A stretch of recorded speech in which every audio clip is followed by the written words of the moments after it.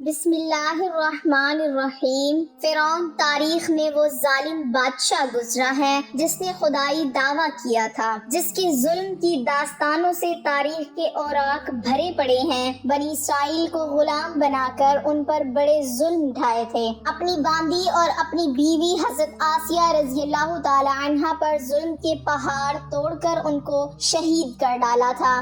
آخرکار اللہ تعالیٰ نے اس کو اس کے تکبر کے ساتھ دریائے نیل میں غرق کر دیا۔ اس کی حکومت کو نیست و نابود اور تہس نہس کر ڈالا اور رہتی دنیا تک کے لیے اس کو عبرت کا نشان بنا کر یہ ثابت کر دیا کہ تکبر کا انجام صرف بربادی ہے اور تکبر صرف اللہ کی چادر ہے۔ فرعون کے محل میں ایک عورت فرعون کی بیٹیوں کے بال سنوارا کرتی تھی۔ ایک بار وہ فرعون کی بیٹی کے بال سنوار رہی تھی کہ ان کے ہاتھ سے کنگھی نیچے گر گئی۔ جب وہ کنگھی اٹھانے لگی تو انہوں نے اللہ کا نام لیا۔ جب اس باندھی نے اللہ رب العزت کا نام لیا تو فرعون کی بیٹی سمجھ گئی کہ یہ تو میرے والد کو معبود نہیں مانتی بلکہ حضرت موسیٰ علیہ السلام کے اللہ پر ایمان رکھتی ہے۔ چنانچہ اس لڑکی سے پوچھا کہ کیا تم میرے والد کو خدا نہیں مانتی ہو؟ انہوں نے کہا کہ ہرگز نہیں، میرا خدا تو وہ ہے جو حضرت موسیٰ علیہ السلام کا پروردگار ہے۔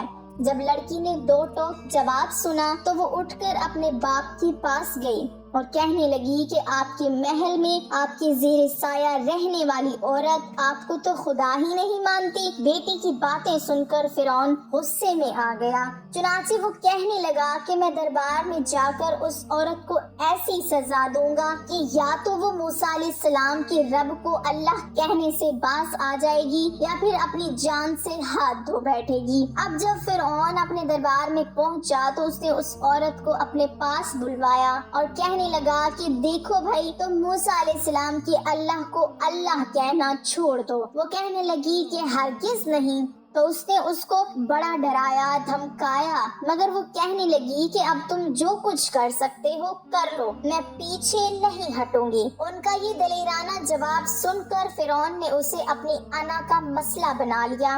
چنانچہ فرعون نے حکم دیا کہ اس کو زمین پر لٹا دیا جائے تو انہیں زمین پر لٹا دیا گیا۔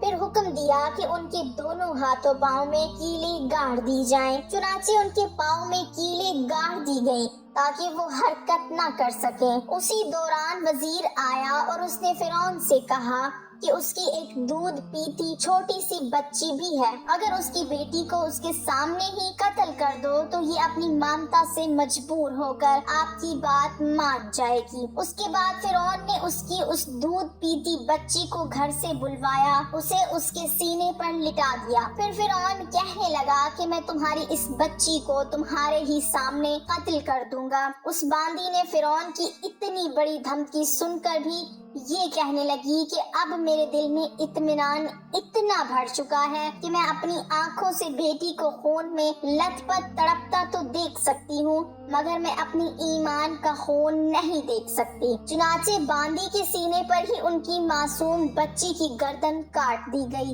جب وہ بچی ٹھنڈی ہو گئی تو فرعون کہنے لگا کہ اب ہم تمہیں قتل کر دیں گے۔ تو وہ کہنے لگی تو جو مرضی چاہے کر لے، میں پیچھے نہیں ہٹوں گی۔ بالآخر اس ظالم نے ان کو بھی شہید کر دیا۔ اس کے بعد فرعون جب حضرت مشطہ کو شہید کروا کر اپنے گھر پہنچا تو اپنی بیوی حضرت آسیہ رضی اللہ تعالی عنہا سے کہنے لگا کہ آج یہ واقعہ پیش آیا ہے کہ میں نے ایک عورت کو عبرتناک سزا دی ہے۔ اس کی بیوی نے اسے کہا، ارے تیرا ناس ہو، تو نے ایک معصوم بچی کی جان بھی لی اور ایک بے گناہ عورت کا قتل لاحق کیا۔ فرعون کہنے لگا کہ میں نے اس کو اس لیے عبرتناک سزا دی ہے کہ وہ مجھے خدا نہیں مانتی تھی۔ یہ سن کر حضرت آسیہ رضی اللہ تعالی عنہا نے کہا کہ خدا تو میں بھی تجھے نہیں مانتی بلکہ تو ایک عام انسان ہے۔ جب فرعون نے یہ سنا تو حیران رہ گیا کیونکہ اسے حضرت آسیہ رضی اللہ تعالی عنہا سے بڑی محبت تھی۔ حضرت آسیہ رضی اللہ تعالی عنہا کو اللہ تعالیٰ نے بڑا حسن و جمال عطا کیا تھا۔ فرعون نے انہیں پوری قوم کی عورتوں میں سے چن کر ان کے حسن کی وجہ سے اپنی بیوی بنایا تھا، اس وجہ سے وہ ان سے بڑی محبت کرتا تھا۔ چنانچہ فرعون کہنے لگا کہ یہ تم کیسی باتیں کرتی ہو؟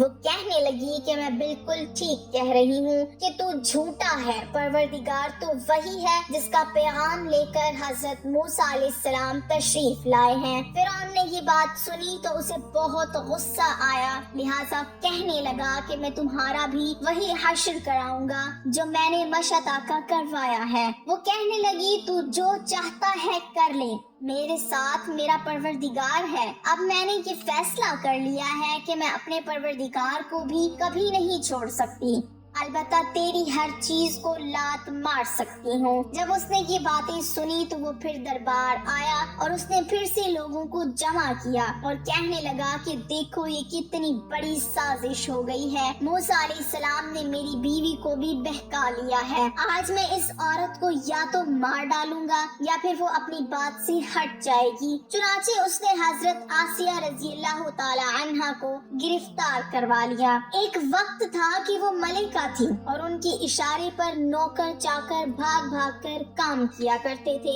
لوگ احترام کی وجہ سے ان کی طرف آنکھ اٹھا کر بھی نہیں دیکھتے تھے، اور آج وہ فرعون کے دربار میں ملزم بن کر کھڑی ہیں صرف اللہ کی محبت میں۔ پھر فرعون حضرت آسیہ رضی اللہ تعالی عنہا سے کہنے لگا کہ تو اتنے عالیشان محل میں رہتی ہے، اتنی نعمتوں میں پلی ہے، اور میں نے تجھے اپنی محبوبہ بنایا، لیکن میں سب کچھ تجھ سے چھین لوں گا۔ بہتر یہ ہے کہ تو اب بھی باز آ جا اور مجھے خدا مان لے۔ حضرت آسیہ رضی اللہ تعالی عنہا کہنے لگی کہ میں نے اب ایمان قبول کر لیا ہے، اس لیے میں اپنی بات سے پیچھے نہیں ہٹ سکتی۔ چنانچہ فرعون نے فیصلہ کر لیا کہ میں اسے بھی سزا دوں گا۔ اس کے بعد فرعون نے سب سے پہلے سزا کے طور پر انہیں رسوا کرنے کا فیصلہ کیا۔ چنانچہ اس نے کہا کہ سب سے پہلے اس عورت کے جسم سے لباس اتار دیا جائے۔ اب سوچنے کی بات یہ ہے کہ کسی مرد کو کہا جائے کہ تجھے لوگوں کے درمیان بے لباس کر دیں گے تو اس کو کیسی شرم آتی ہے۔ وہ چاہتا ہے کہ زمین پھٹ جائے اور اس میں سما جاؤں، اور عورت کے اندر تو اللہ تعالیٰ نے شرم اور حیا زیادہ رکھی ہوتی ہے۔ فرعون نے ان کے جسم سے لباس اتروا دیا اور وہ کیسی صورتحال کا شکار ہوئی۔ ایک طرف ایمان ہے اور دوسری طرف امتحان ہے، لیکن وہ ڈٹی رہی۔ فرعون نے کہا اچھا اگر اب بھی نہیں مانتی تو میں تجھے اس طرح کا عذاب دوں گا۔ چنانچہ فرعون نے کہا کہ اس کا منہ میرے محل کی طرف کر کے لٹا دو تاکہ آخری وقت بھی نگاہیں اس کی میرے محل پر لگی رہیں اور اس کے ذہن میں یہ بات رہے کہ ان نعمتوں کو ٹھکرا کر ذلیل اور خوار ہو کر مر رہی ہوں۔ لہٰذا انہیں فرعون کے حکم کے مطابق لٹا دیا گیا۔ ان کے ہاتھوں اور پیروں میں لوہے کی کیلیں گاڑ دی گئیں تاکہ وہ ہل نہ سکیں۔ اس کے بعد فرعون نے لوگوں کو بلا کر کہا اس کے جسم سے کھال اتار دو۔ اس ظالم نے زندہ کے جسم سے کھال اتروا دی، وہ بھی عورت نازک بدن، مگر وہ اس کو برداشت کرتی رہی۔ انہیں اللہ کے نام پر تکلیف دی جا رہی تھی، اس طرح ان کے جسم سے کھال کو الگ کر دیا گیا۔ اللہ کی شان دیکھیں کہ وہ ابھی بھی زندہ تھی، مگر جسم زخم بن چکا تھا۔ فرعون کا دل اب تک ٹھنڈا نہیں ہوا تھا، چنانچہ وہ کہنے لگا مرچیں لاؤ اور اس کے پورے جسم پر مرچیں چھڑک دو۔ حضرت آسیہ رضی اللہ تعالی عنہا کے جسم پر مرچیں ڈال دی گئیں تو وہ مچھلی کی طرح تڑپنے لگی۔ اس تڑپنے کی حالت میں انہوں نے اللہ تعالیٰ کی حضور ایک دعا مانگی کہ اے اللہ، فرعون کا محل سامنے ہے اور وہ یہ کہتا ہے کہ ہم نے تمہیں اس محل سے نکال دیا، آج کے بعد تم اس محل میں نہیں جا سکو گی، اسی لیے اے اللہ مجھے اس محل کے بدلے جنت میں تیرے پاس ایک گھر چاہیے اور مجھے فرعون اور اس کے عمل سے نجات عطا فرما۔ اللہ تعالیٰ نے اسی حال میں ان کو شہادت کے مرتبے پر فائز فرمایا اور جنت میں حضور اکرم صلی اللہ علیہ وسلم کی زوجہ محترمہ بنا دیا۔